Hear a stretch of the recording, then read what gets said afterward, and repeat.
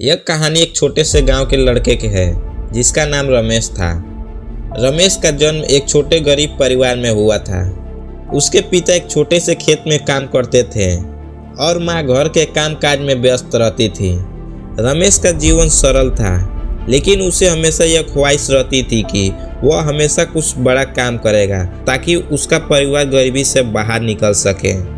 रमेश का मानना था कि अगर उसे जिंदगी में कुछ करना है तो उसे शिक्षा प्राप्त करनी होगी।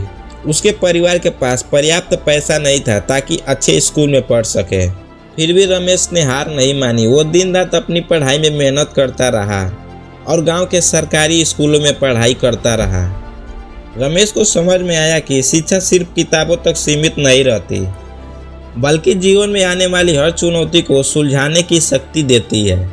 वह हमेशा अपनी शिक्षकों से नई नई बातें सीखता और अपने ज्ञान को बढ़ाता रहा। समय के साथ रमेश को एक मौका मिला। गांव में एक बड़ी कंपनी का शुरुआत हुआ था जिसमें कई कामों के लिए श्रमिकों की आवश्यकता थी। रमेश ने तुरंत आवेदन किया, श्रमिकों के रूप में काम करना शुरू कर दिया। शुरुआत में उसे काम वेतन मिलता था, लेकिन उसे हार मानने की वजह उस काम को पूरा दिल से किया। उसके मेहनत और ईमानदारी को देखकर कंपनी के मालिक ने उसे ऊंचे पद पर प्रमोट कर दिया। वह हमेशा नई नई तकनीकी और व्यावसायिक नीतियों को सीखता रहा। रमेश ने धीरे धीरे यह महसूस किया कि केवल मेहनत से पैसा नहीं आता है, बल्कि पैसों को सही तरीके से खर्च और निर्देश करना भी संपूर्ण है। उसने आर्थिक संरक्षण पर ध्यान देना शुरू किया। उसने खुद को वित्तीय शिक्षा दी ताकि अपने पैसों को सही इस्तेमाल कर सके। रमेश ने निवेश के बारे में पढ़ा, निषेध रूप से शेयर बाजार और संपत्ति निवेश के बारे में। उसने छोटे छोटे निवेश शुरू किया और समय के साथ साथ पैसे को बढ़ाया।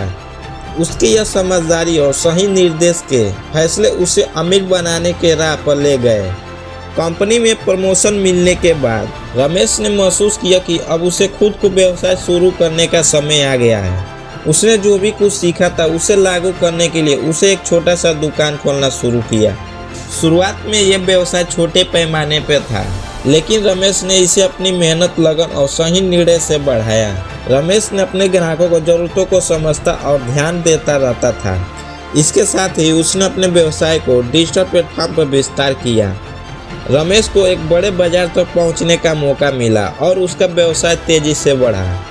रमेश जानता था कि एक व्यवसाय के लिए सफलता के लिए सही नेटवर्क भी जरूरी है, इसलिए उसने विभिन्न उद्योगों के लोगों से संपर्क किया, सम्मेलन और सेमिनारों में भाग लिया और हर मौके पर नया ज्ञान प्राप्त करने की कोशिश की। उसने अपनी टीम को भी मजबूत किया। रमेश के रास्ते में कई बार चुनौती आई, लेकिन उसने कभी हार नहीं मानी। एक बार उसके व्यवसाय को अचानक से एक बड़ा संकट का सामना करना पड़ा। कई बार उसने सोचा कि अब वह सब कुछ छोड़ देगा। अगर मैं हार मानूंगा तो मुझे कभी सफलता नहीं मिलेगी। उसने अपनी टीम के साथ मिलकर परिस्थितियों से बाहर निकलने का रास्ता खोजे और धीरे धीरे व्यवसाय को उबाल लिया। रमेश की मेहनत, सफलता और कभी न हार मानने की भावना ने उसकी मंजिल तक पहुंचाई। उसका व्यवसाय अब एक बड़ा नाम बन चुका था। उसका कमाई भी बढ़ गया था और वो अपने परिवार को एक अच्छे जीवन की ओर ले जा रहा था। रमेश ने हमेशा अपने जीवन में मजदूरों को मदद देने की भी ठानी थी। वह जानता था कि अमीर व्यक्ति को असली मूल्य तभी होता है जब वह दूसरों के लिए कुछ अच्छा करता है। रमेश ने अपने एक कमाई की हिस्सा शिक्षा और स्वास्थ्य के गरीबों को कल्याण के लिए दान देना शुरू कर दिया। रमेश अब एक बड़ा आदमी बन चुका था। लोग उसे देखकर यह समझते थे कि अगर व्यक्ति का मेहनत और सही दिशा हो तो वह किसी भी हालात से ऊपर उठ सकता है और सफलता को हासिल कर सकता है। रमेश की कहानी ये सिखाती है कि गरीबी से अमीरी तक सफर आसान नहीं होता, लेकिन अगर व्यक्तियों में कठिनाइयों को सामने करने की क्षमता हो, सही निर्णय लेने का साहस हो और संपूर्ण से काम किया जाए तो कोई भी व्यक्ति गरीबी से निकलकर अमीर बन सकता है। शिक्षा, मेहनत, सही निर्देश और समाज के लिए योगदान, सभी तत्वों को सही तरीके से अपनाकर रमेश ने अपने सपने को साकार किया।